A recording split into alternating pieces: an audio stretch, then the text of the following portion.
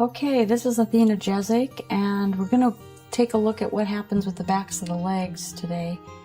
A lot of the sitting that people do, we're a pretty sedentary society, but the area that becomes kind of tight and shortened is the backs of the legs.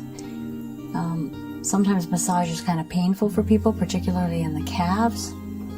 So it's nice to, if you're working at massage therapy, to be aware that that's part of the problem. So, get into those muscles and get some blood flow in them and have them become more pliable is a nice thing for the muscles, and also it just will feel better generally all over. Gets blood moving, it'll get muscles stimulated a little bit, and so I'm just going to go through a routine of the lower leg and upper leg. And what I do is I just start with my thumbs and come up the middle of the calf muscles. And if you feel bumpies in them, like little washboards, that's meaning that that's not a healthy muscle. There's lactic acid, or there's something else going on in the muscle that has toxin in it. You want to feel the muscle to be long and smooth, and this sort of massage will move that stuff around a little bit.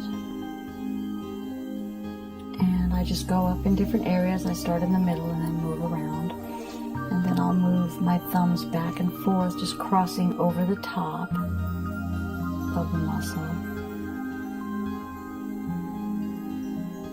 So you just finish up with the calf.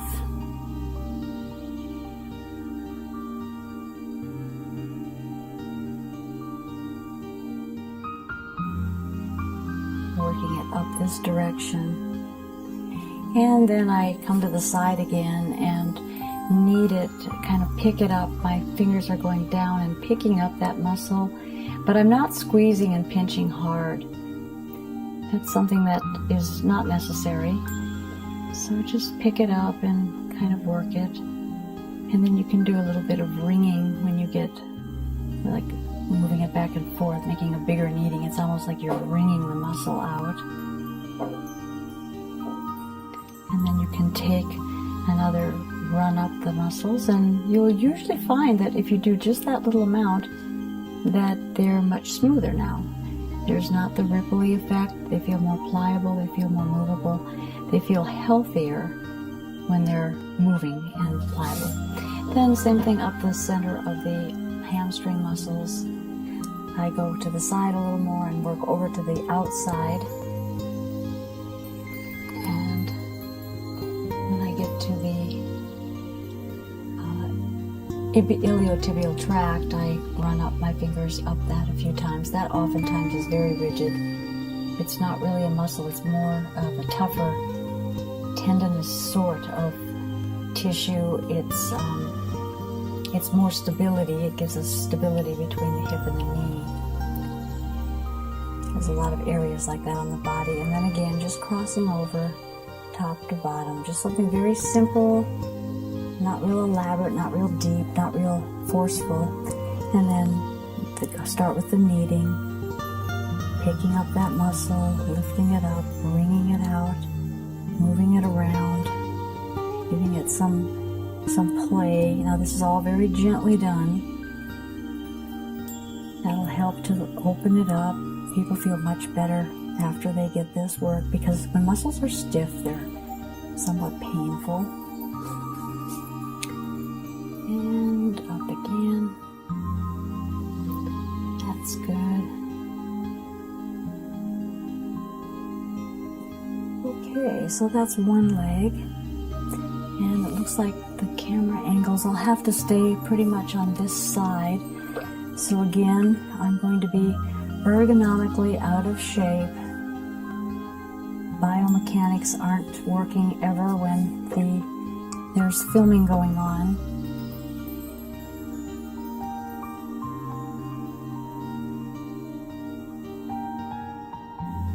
I've been doing this a long time, and my body body is still making it. A lot of young people don't last 5 years.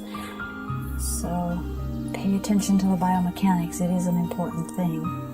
But unfortunately, I can't really show you that when there's cameras. So here we are, going up the muscle, feeling very gently, but yet enough to make a difference. We're not just, brushing on the top of the skin. We're deep enough to give some effect. And then a crisscrossing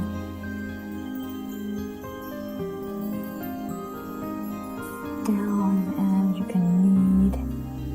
I'm going downward because I'm kneading it, picking it up. And again, I'm across the table, so everything's backwards to me.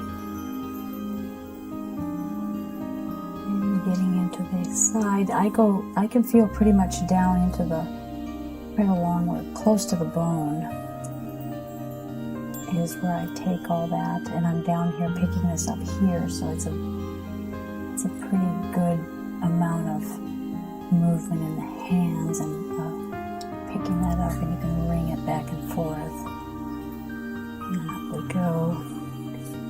And then this is going to be a little tricky. I'll use one hand and thumb, with kind of a little bit of a thumb iron, moving upward.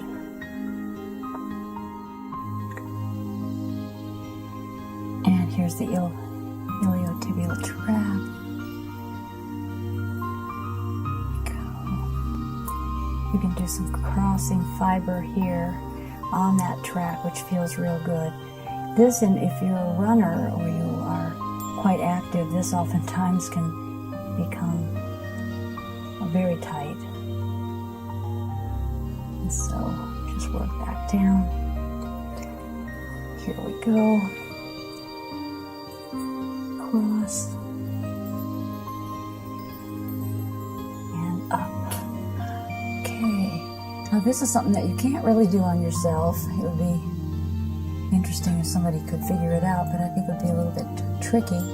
So this is where you need like some kind of a partner or somebody who's willing to get in there and help you out if you don't have a professional to go to. And just be careful, be careful of what you're doing. And remember, stay away from any kind of pressure on the knee. You can very gently go the back of the knee. You can very gently go over it, or more to the side, where the attachments come in on the side of the knee. But be very careful in this area here. It's just very tender, and you don't want to go aggressively at all into that. I usually just avoid it. Unless I'm doing a little lymph pumping, then I'll pump, but that's about all. So there you go. And then if you like, you can go down to the feet and just bend the knees slightly and kind of just pull back, just very gently. I don't know if you can see me in it, but I'm leaning back and holding. So I'm actually taking the weight of my body and just leaning back, but I'm not pulling, like yanking on the leg. I'm giving it kind of a balanced resistance, and just let that stretch. And sometimes the muscles might turn the foot a little bit. Just kind of let it just pull. It's a very nice feeling. If you're very trained in this, you can feel like you're pulling at the fascial level, like you're stretching the front of the muscle, the front of the leg, through the fascial system. And then if you bend yourself down a little bit, going in the other direction, you can feel a little bit of a pull on the back. But that's very advanced work to be able to feel at that level. But the resistance on that, leaning back and giving a stretch without just picking up and pulling, you're just allowing this to lengthen like a slow stretch, is very nice, and it gets up into the upper part of the body, and it even helps to open the hip up a little bit with that kind of a pull. If someone has bad knees, you may not want to do that. That might not be comfortable for them, so be careful and be mindful of what's going on. Okay, so I hope that gives you some ideas of just how to take care of tight legs after you've been sitting a long time.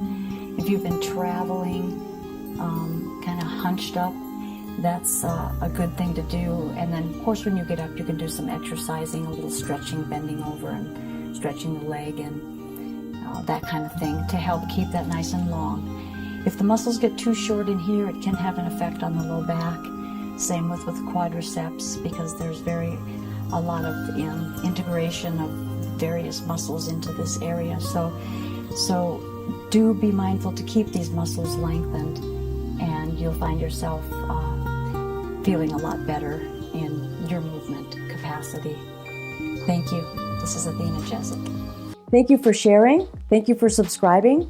And I think there's a little bell up there that you can hit that you'll get a notification every time we post. So if you want to, you can hit that too. But thank you so much for your support. I really appreciate it.